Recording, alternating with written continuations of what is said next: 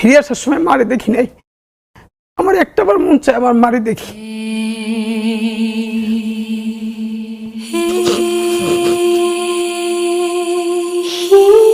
অনেকেই হাহুতাশ করেন অতীত সময়ের জন্য যে আমরা বোধহয় আগেই ভালো ছিলাম। আপনি চক্ষু বন্ধ করে ভাবেন যে তার স্ত্রী তখন রোজাদার স্ত্রী গোপালগঞ্জকে ধরে ধরে ধরে ধরে তাদেরকে চাকরি দিয়ে প্রমোশন দিয়ে সব হত্যাগুলো তাদেরকে দিয়ে করানো হয়েছে। যারা আওয়ামী লীগের গণহত্যার সমর্থক না তাদেরকেও আপনি একটা স্পেস দেন। এই ফ্যাসিবাদের জন্মদাতা ছিলেন হাজার বছরের শ্রেষ্ঠ বাঙালি বঙ্গবন্ধু শেখ মুজিবুর রহমান। বিএনপি যদি এখন নির্বাচিত হয়ে ক্ষমতায় আসে, তার কি ইচ্ছে 5 বছর থাকবে? সরকারের ভেতরে একটা সরকার আছে। বাংলাদেশে একটা অনিবার্য বিপ্লব হবেই হবে। আপনি যে যুদ্ধে নেমেছেন এই যুদ্ধটা অনেক কঠিন যুদ্ধ। তাদের নেতৃত্বে চূড়ান্ত একটা বিপ্লব ইনশাল্লাহ হবেই। আমরা সেই চূড়ান্ত বিপ্লবের প্রস্তুতি তো হার্ট করলো। অবশ্যই। এখানে ভাই একটা কথা বলি আপনার মাধ্যমে। প্রথমত সেটা হচ্ছে, গোপালগঞ্জে তো সবে আওয়ামী লীগ করে না, কিন্তু বাংলাদেশে যেটা হচ্ছে, প্রথমত আপনার মাধ্যমে বলি, এটার কোনো ব্যাখ্যা নাই। সেটা হচ্ছে গোপালগঞ্জের যারা আওয়ামী ফ্যাসিবাদের লোক না, দেশপ্রেমিক মানুষ, তারা যারা আহত হয়েছেন, আমি তাদের কাছে বিনয়ের সাথে দুঃখ প্রকাশ করছি যে আমি আপনাদের সন্তান, আপনারা প্লিজ দুঃখ নেবেন না। কারণ কোনো জেলার সাথে তো আমাদের কোনো ঘৃণার জায়গা নাই, এই ঘৃণার বিরুদ্ধেই তো আমাদের লড়াই, প্লিজ আপনারা কষ্ট পাবেন না। কিন্তু এর পরের কথাটা কি জানেন? সেটা হলো হাসিনা ভারতের সাথে আওয়ামী লীগ এবং ভারত মিলে যেটা করেছে, বাংলাদেশকে অঘোষিতভাবে টুঙ্গিপাড়ার একটা উপনিবেশ বানিয়েছে। ছোট একটা গল্প আমার মনে পড়লো, 3-4 বছর আগে ট্রাফিক সার্জেন্ট একজনে ধরছে মোটরসাইকেল, নাই মানে ওই হেলমেট নাই, লাইসেন্সও নাই। তা আমি পাশে দাঁড়ানো, আমার এই কথাটা আমি যখন ক্লাস নিচ্ছিলাম আমার বিভিন্ন স্টুডেন্টদের, ওদের সাথেই গল্প করেছি। তো সে সার্জেন্টকে কোনো উত্তর দিচ্ছে না। তো এরকম 2-3 মিনিট বলার পর সে বলতেছে শুধু পিছনে তাকান। তো পিছনে তাকান বললে পর, তো পিছনে তাকাই দেখলাম ওই যে বোর্ড, ওখানে লেখা গোপালগঞ্জ। এরপরে সার্জেন্ট তাকে ছেড়ে দিল। মানে হলো ওই যে আপনার নাম্বার প্লেট, এই নাম্বার প্লেটে গাড়িটা হলো গোপালগঞ্জের, মানে উনি বুঝাতে চাইলেন উনি গোপালগঞ্জের মানুষ। সুতরাং এইটাই হওয়ার কথা ছিল, আর বেশি কিছু করলে হয়তো ওনার চাকরি চলে যাবে। এই যে গোপালগঞ্জ নাম করে পুরো বাংলাদেশকে একটা টুঙ্গিপাড়ার উপনিবেশ বানিয়ে ফেলা। দেখেন বেগম জিয়ার সেই কথাটা আপনার মনে আছে নিশ্চয়ই, যে গোপালগঞ্জের নাম বদলে যাবে। এর মানে কি গোপালগঞ্জের সাথে ওনার ব্যক্তিগত কোনো শত্রুতা আছে? নিশ্চয়ই না। কিন্তু এই বাংলাদেশে যারা ফ্যাসিবাদ কায়েম করেছে, আপনি পুলিশের মধ্যে দেখেন, আমলাদের মধ্যে দেখেন, গোপালগঞ্জ মানে গোপালগঞ্জকে ধরে ধরে ধরে ধরে তাদেরকে চাকরি দিয়ে প্রমোশন দিয়ে সব হত্যাগুলো তাদেরকে দিয়ে করানো হয়েছে। এবং তাদেরকে এম্পাওয়ার করেছে কোন পরিচয়টা? সে গোপালগঞ্জের ছেলে বা গোপালগঞ্জের মেয়ে, রাইট? তা আমাদেরকে যেটা করতে হবে, ওই আইডেন্টিটি পলিটিক্সের বিরুদ্ধে কথা বলতে হবে।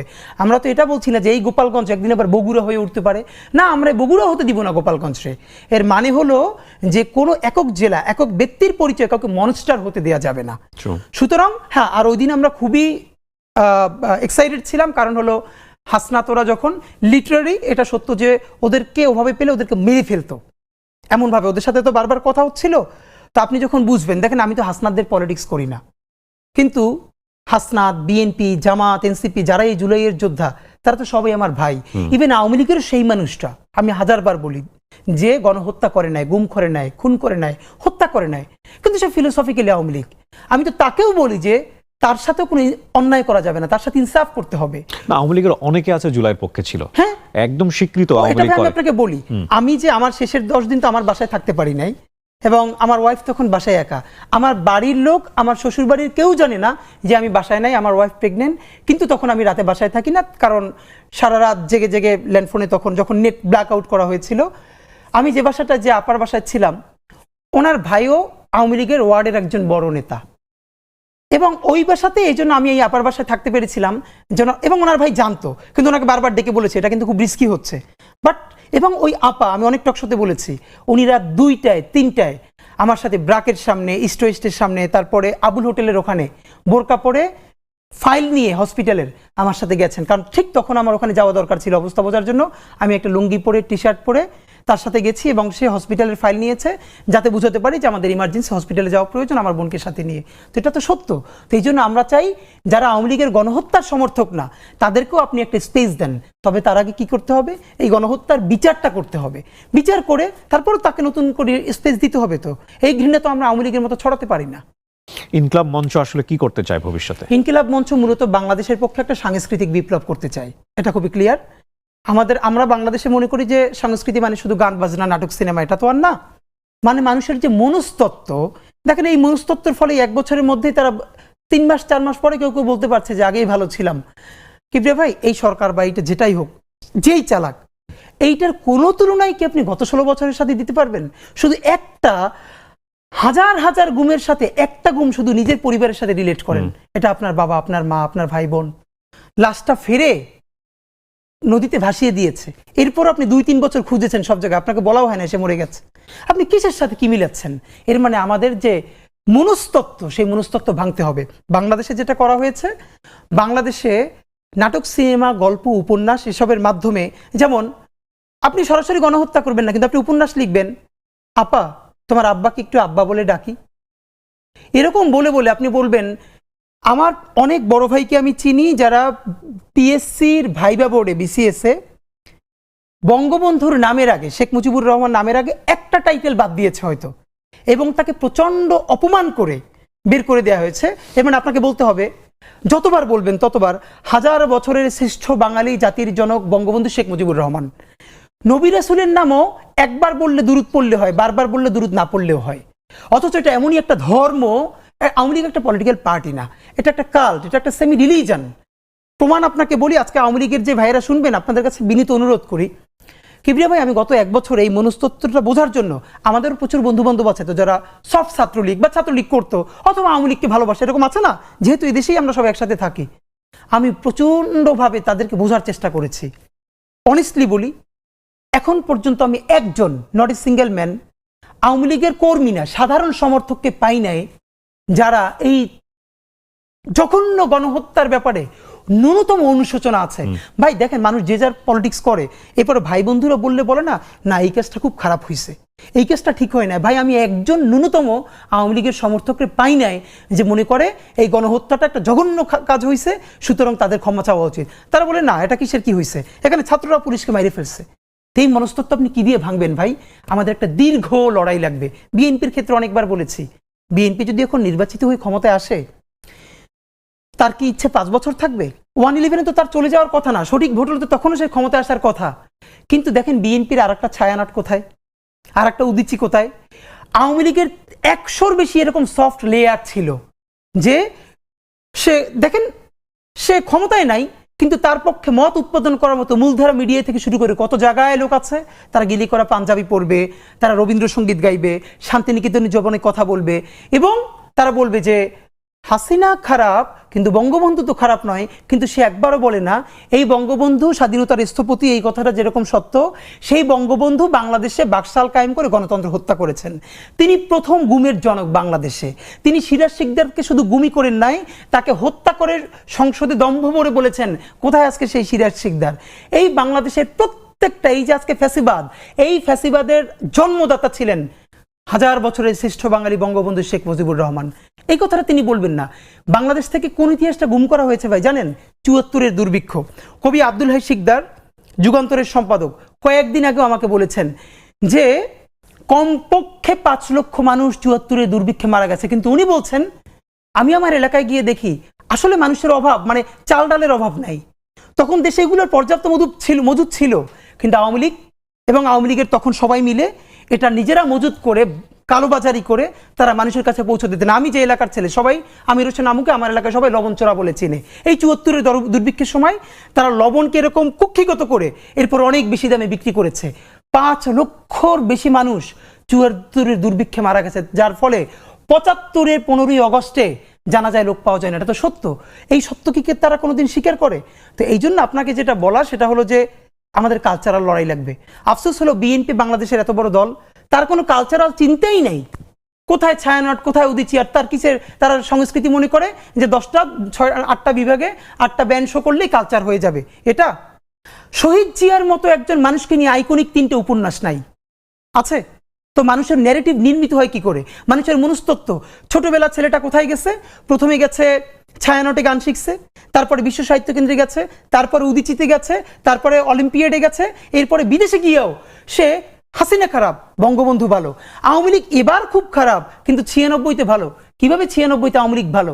এই আওয়ামী লীগ তো বাংলাদেশে বারবার ফ্যাসিবাদের জন্ম দিয়েছে।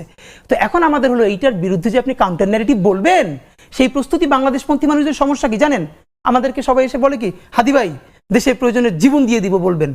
তা আমি ধরে বলি ভাই জীবন দেওয়া লাগবে না, আল্লাহ নিজেও বলছে আগে তোমার মাল দাও তারপরে জান দাও। মাল কি?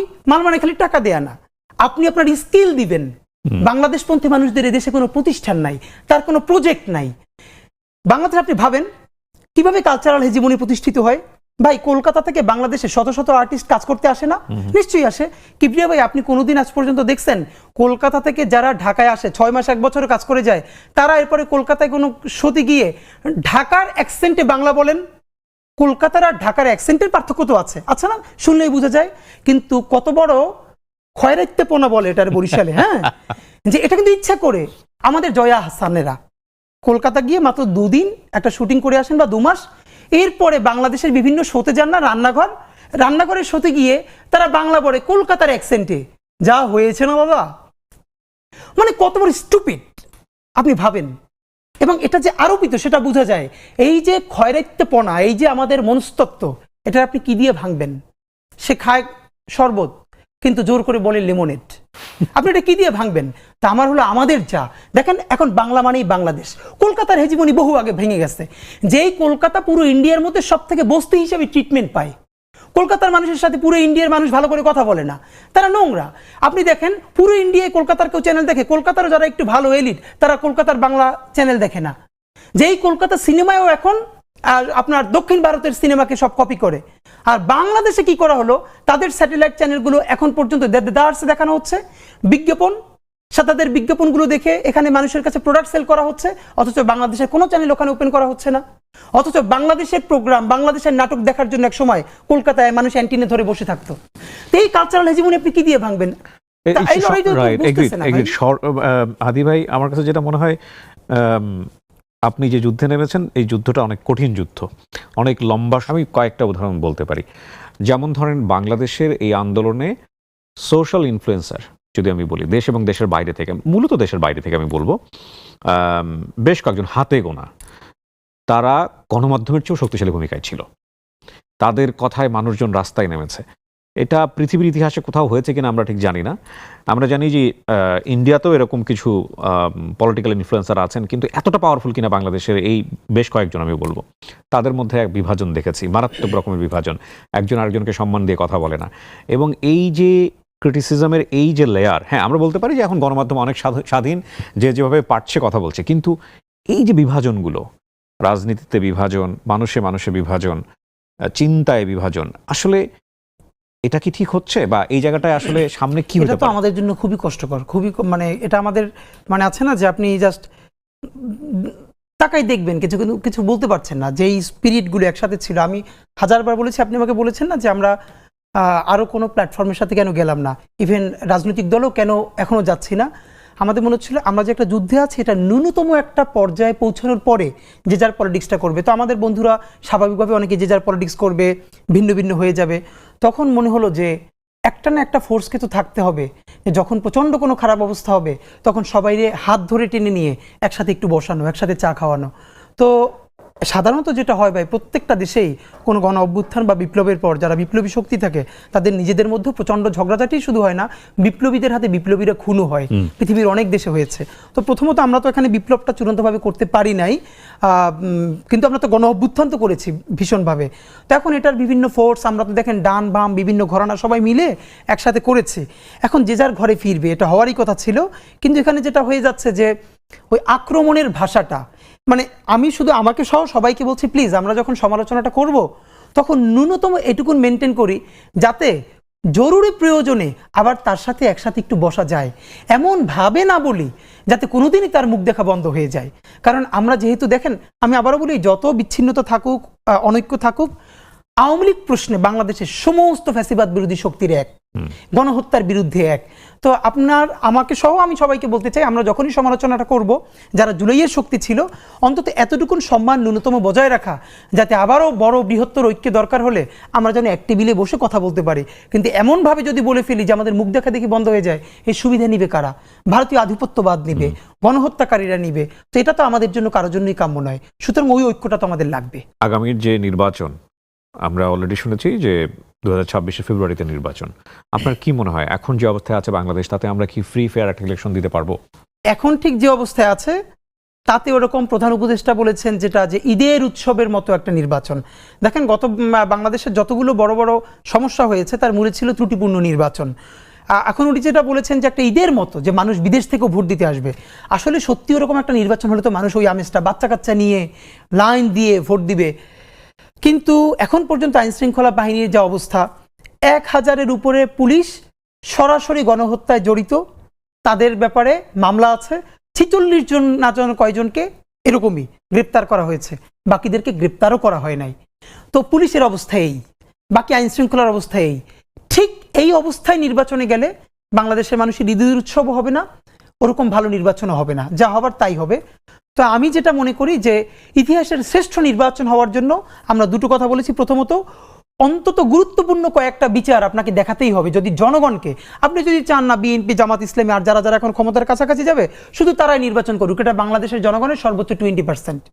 কিন্তু বাকি যারা দলের কর্মী না কিন্তু দেশ ভালোবেসে নির্বাচন করবে, তারা কিন্তু কেন্দ্রে যাবে না। তাদেরকে কেন্দ্রে নিলে কি করতে হবে? আপনাকে অবশ্যই জুলাই গণহত্যার যারা একদম প্রথম নির্দেশদাতা, তাদের কয়েকটার বিচার করে দেখাতে হবে। নাম্বার 2, অবশ্যই কিছু মৌলিক সংস্কার, মানে একদম যা আছে সেটার উপর দিয়ে দিলে মানুষ ভোট কেন্দ্রে যাবে না, আমিও যাব না, আমরাও যাব না। এমন কিছু সংস্কার যেটা মানুষ ফিল করবে যে না, এই সংস্কারটা হয়েছে, এখন খুশি হয়ে আমরা নির্বাচনটা করতে পারি। নাম্বার 3, এই নির্বাচনটা হতে হবে বাকশালী সংবিধানকে কবর দিয়ে নতুন বাংলাদেশের নতুন সংবিধানের নির্বাচন।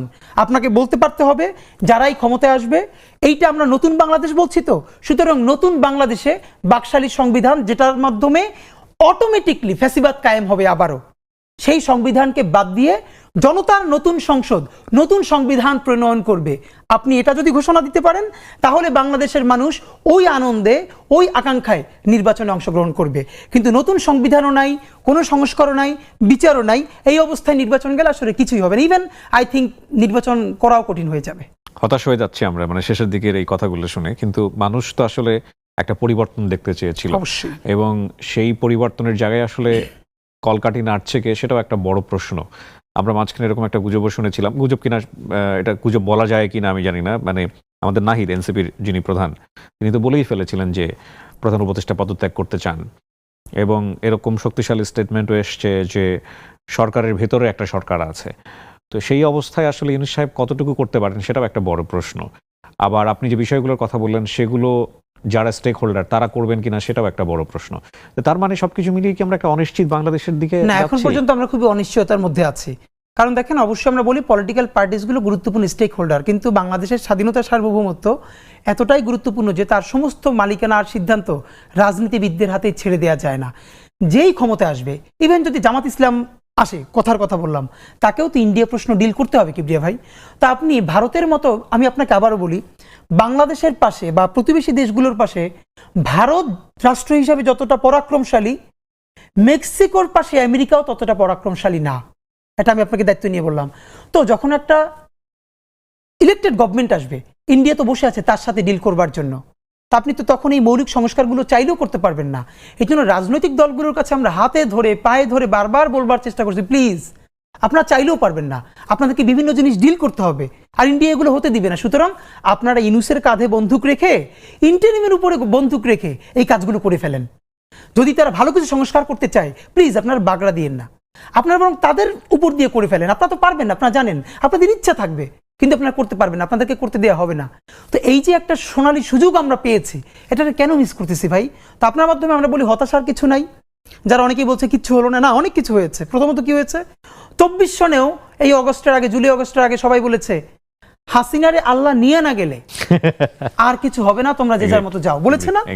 তো এরপরে এই জুলাই গণ অভ্যুত্থান এর একমাত্র মাস্টার মাইন্ড উপরের আল্লাহ তাআলা, আমাদের অন্তরে তিনি অসীম সাহস নাজিল করেছেন, অসীম সাহস ভাই। তো এই 1 বছরে আল্লাহ যদি আমাদেরকে, যেটা কোনো পলিটিক্যাল পার্টি পারে নাই, বাংলাদেশের মানুষ যদি যা পেরে থাকে, তাহলে এই লড়াইটা তো কেবল শুরু। আমরা একটা বিপ্লবের মধ্যে আছি, বিপ্লব আমরা করতে পারি না, কিন্তু আপনাকে মনে রাখি ভাই, এইবার যদি ভালো কিছু না হয়, বাংলাদেশে একটা অনিবার্য বিপ্লব হবেই হবে। কবে হবে অঙ্ক কষে বলতে পারবো না, এটা 5 বছর পর, 10 বছর পর, অথবা আমার জন্মের পর আমার সন্তানেরাও করতে পারে। কিন্তু এই যে অসম্পূর্ণ বিপ্লব, তার স্ফুলিঙ্গ যে রয়ে গেছে, যেই সন্তান তার বাবাকে হারিয়েছে, মাকে হারিয়েছে, বোনকে হারিয়েছে, আমাকে শহীদ সৈকতের বোন মেসেজ করেছে গতকালকে, 2 বোন আপনার মনে আছে, যার ভাইয়ের লাশটা কাঁধে নিয়ে তারা মিছিল করছিলেন, তারা কিন্তু মরে যায় নাই। যেই ছেলে অন্ধ হয়ে আছে সে কিন্তু মরে যায় নাই। তাদের নেতৃত্বে চূড়ান্ত একটা বিপ্লব ইনশাল্লাহ হবেই। আমরা সেই চূড়ান্ত বিপ্লবের প্রস্তুতি নিচ্ছি, যেই বিপ্লবে আমরা সমস্ত আধিপত্যবাদের বিরুদ্ধে দাঁড়িয়ে সত্যিকারের একটা সার্বভৌম বাংলাদেশ গড়তে পারবো। আর সেই বিপ্লবের প্রথম পর্ব হলো আমাদেরকে ভীষণ যোগ্য করে তুলতে হবে। বাংলাদেশপন্থী মানুষদের হাজার হাজার তরুণ লাগবে, যারা এক একটা বিষয়ে ভীষণ স্কিল, যে সিনেমা বানাচ্ছে, ওয়ার্ল্ডের ফাইনেস্ট সিনেমা বানাবে, ফাইনেস্ট উপন্যাস লিখবে, এরকম এক একটা পর্যায়ে আমাদের হাজার হাজার যোগ্য লোক লাগবে।